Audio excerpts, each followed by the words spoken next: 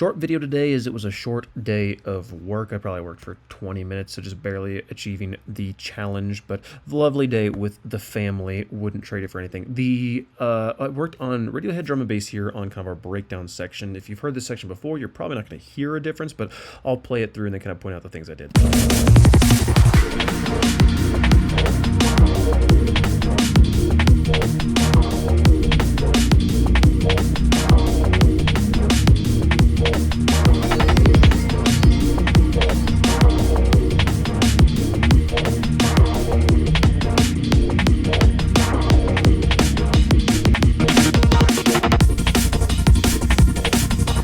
The main thing I worked on was trying to blend kind of this halftime groove back into the full-time groove, and I've got, I like how this starts, but there's a few things that we're doing here that I think are probably kind of misguided.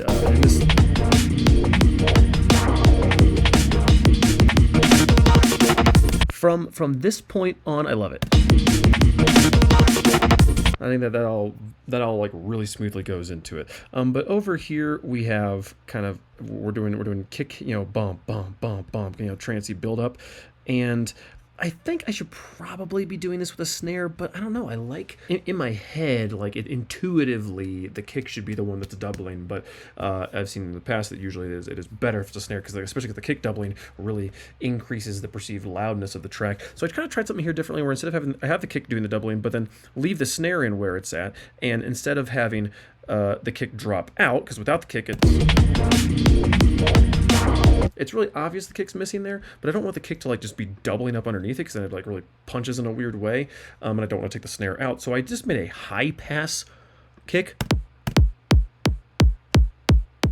and it just like takes those bass frequencies away and just kind of gives us kind of the idea of a kick that's then filled in with the snare, and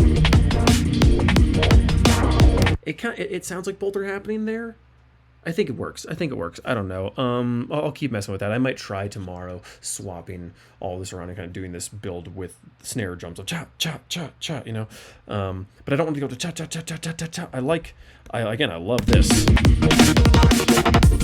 That feels like that really smoothly goes into it. The other thing we did today was I'm just starting to, with ShaperBox and with Sidechaining, just use the sidechain mode instead of actually write in automation, because the way I'm doing it on most of the time, like up here on Distorted Mechanics, I'm quite positive, yes, I just have these shapes kind of drawn in here, and this one actually needs to be updated to kind of use the multi-banding, but this, doom cha, kind of just has the drum and bass shape, but this doesn't really accommodate well when I have, different sorts of snare fills or kick drum hits, and with this halftime groove, especially because it's going to be doing this kind of like doubling up here, if I drew in a pattern like that, it really wouldn't work. So instead we just have it in sidechain mode, and as it's going, it's cutting them out, it's doing its job, and I think this is probably better. I love in my mind, I love that like when I draw the shape, I know it's going to be happening basically on the lines. I always worry with like sidechaining that it's not looking ahead enough, because it doesn't tell me that it's looking ahead, whereas like I just tell it like, hey, on the downbeat of the measure, carve it out for a second. I know it's going to do it at the right amount of time. So it's like I feel like there's a placebo for me that the sidechain is better when I use like an LFO versus when I just have it actually listen to the audio. But here I'm pretty sure it's doing exactly what I want it to do, and I shouldn't be paranoid about that. The other thing I messed around with in this same ShaperBox here for this pad is that clicking. That clicking noise. I really want to figure out how to have this sound without having that click be so loud. I like the shift in phase that each of those clicks brings with it. Those are cool different shapes. I mean, if you turn down the feedback,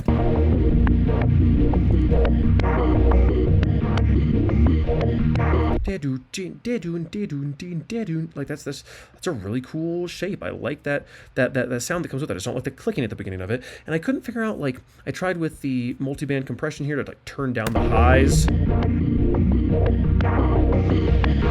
And it definitely makes it better, but it doesn't like fix the problem. And doing the same thing with EQs, if you were trying to take away just the click, you were also taking away the rest of the high end. And I want this pad to have high end in it, so I'm not really sure what the solution is here. You can also smooth this a bit more. You know, if you smooth it, the clicking definitely goes away, but I can replace it with this wet, wet, wet sort of sound, and I really don't like it. So I'm not sure what the right solution is there. Didn't find a solution for it yet, but I'll keep on tinkering with it. And weird thing that happens all the time on this channel, I will have a problem in a video I can't solve, and then as I'm editing the video a few days later and I'm listening to myself talk about the problem, I find the solution. So we'll see. Maybe in 3 days I've got it, and maybe one of y'all has an idea. Let me know in the comments. That's all we did though today. Thank you so much for watching. See you guys tomorrow. Bye-bye.